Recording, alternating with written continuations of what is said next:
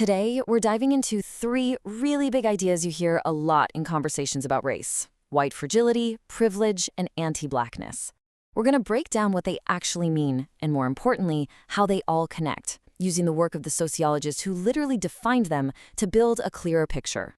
So let's start with a question that I'm sure we've all asked ourselves at some point.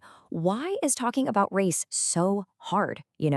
Why do these conversations get so heated so fast and so often end with people just feeling defensive or completely unheard? Let's dig into what's really going on there. Well, sociologist Dr. Robin DiAngelo noticed this exact thing happening over and over again in her work as a diversity trainer. She saw this incredibly strong reaction, anger, defensiveness, pop up the second a white person's connection to racism was even brought up. And that observation, it became the cornerstone of her research. So what do you call that kind of reaction? Well, Dr. DiAngelo gave it a name you've almost certainly heard: white fragility. Let's really unpack what she means by that term. Okay, so what is white fragility, really? DiAngelo defines it as this state where even the smallest amount of racial stress just feels unbearable. It's kind of like an emotional tripwire. When a person's worldview on race gets challenged, that stress can set off a whole bunch of defensive moves. And the goal of those moves is always the same: shut down the conversation and get back to feeling comfortable. And these defensive moves, they can look like a lot of different things, and I bet some of these seem familiar. It could be lashing out in anger, arguing every little point, or just shutting down completely and going silent. The key insight from DiAngelo here is that these aren't just random reactions. They serve a very specific purpose: to stop the uncomfortable conversation and restore a person's sense of racial comfort. So why does this happen? A huge piece of the puzzle is the clash between these two different ways of seeing racism. On the left, you've got this really common idea that a racist is a bad person, an individual moral failing. So if that's your view, any talk about race feels like a personal attack on your character. But the view on the right, the systemic view, says it's not about being a good or bad person at all. It's about a massive, complex system that all of us are born into and socialized by, whether we realize it or not. Okay, so if fragility is the reaction, what's the underlying cause? Why is that racial stamina, that tolerance for stress, so low in the first place? Well, that leads us right to our next big idea, which is often explained with a really powerful metaphor: the invisible knapsack. And this is the question that connects the two ideas. If white people are often insulated from racial stress, as DiAngelo argues, then what is that insulation made of? The answer is our next concept. And that insulation is the concept of white privilege, famously defined by the scholar Peggy McIntosh. She described it as this invisible package of unearned assets. Basically, a set of advantages you can rely on every single day. But here's the crucial part of her idea, and why it causes so much friction. The whole system is designed to make sure the person carrying it remains completely unaware of it. To help make this abstract idea more concrete, McIntosh gave us this brilliant metaphor of an invisible knapsack. Just imagine you're walking through life with a backpack full of stuff that makes your journey way easier: special maps, cheat codes, blank checks. The thing is, this knapsack is both invisible and weightless, so you don't even realize you're carrying it, but it's giving you a leg up the whole time. Educator Lila F. Saad builds on this, and she connects that personal advantage directly to the larger system. She puts it like this: white privilege is the reward for participating in the system of white supremacy. Now, this totally reframes it, right? Privilege isn't just some random good luck, it's a built-in feature of a much, much bigger structure. And that brings us to the foundation of it all.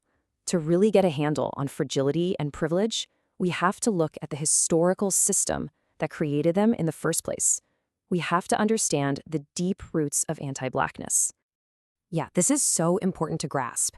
Privilege and fragility didn't just pop into existence. They are the direct results, here in the present day, of a historical system that was intentionally built over hundreds of years to benefit certain groups at the direct expense of others. And that foundational system is anti-blackness. It's the central organizing principle of American racism. The idea that blackness is placed at the very bottom of the racial hierarchy, as the ultimate other.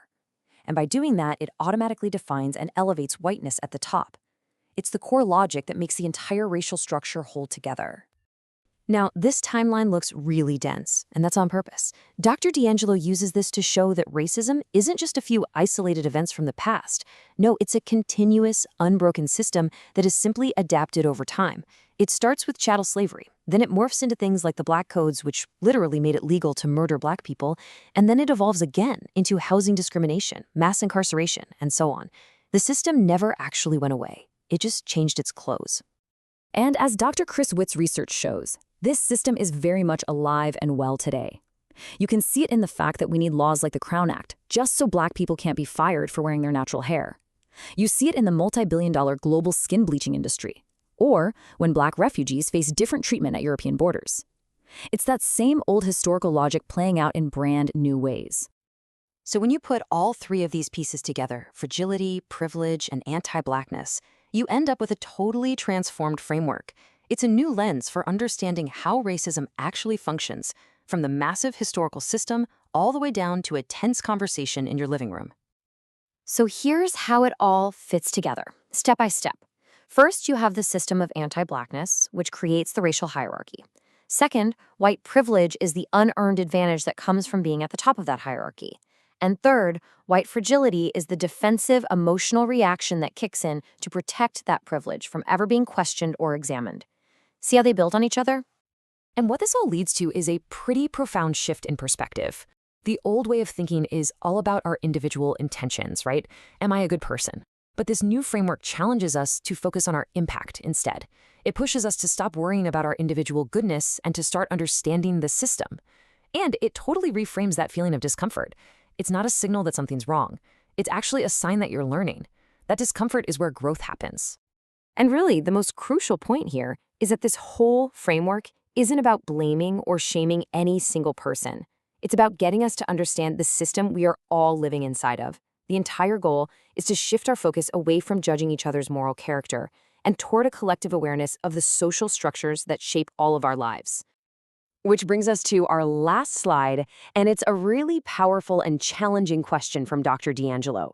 She doesn't ask, what can you do? Instead, she asks something much more reflective to leave you with.